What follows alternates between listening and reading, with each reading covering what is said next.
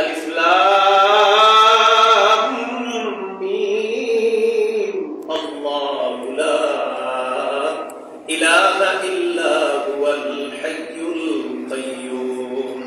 সূরা তাহা 111 নম্বর আয়াতে আছে ওয়া'আদাতিল বুজুহু লিল হাইয়িল কাইয়্যুম।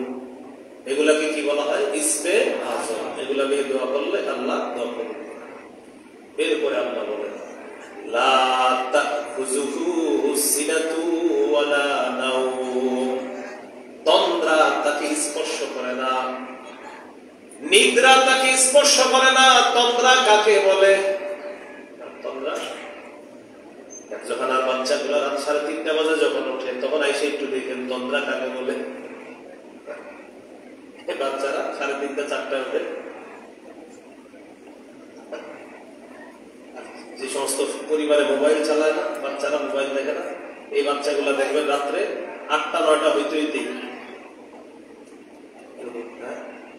মোবাইল চালায় না যারা, ওদের ঘুম হবে সুন্দর, ওদের ডিসিপ্লিন থাকে সুন্দর। ওই পরিবারের বাচ্চাগুলো দেখবেন 8টা 9টার দিকে ঘুমায় যায়, সারাদিন দুষ্টামি করে, সারা রাত ঘুমায়, দিনে দুষ্টামি করে। এদের মেধা ভালো হয়, মেধা শার্প হয়।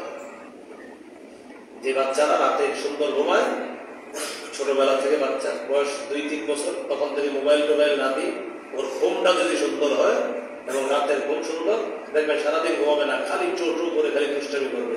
এদের মেধা খুব ভালো হয়। পরে গিয়ে আপনার ওরে ঘুম পাড়ায় 2টায়,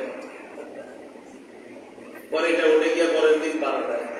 ছোট মানুষ ও জীবন কি, পৃথিবী কি, এটাই দেখার সুযোগ পায় না এই হযরতের কারণে।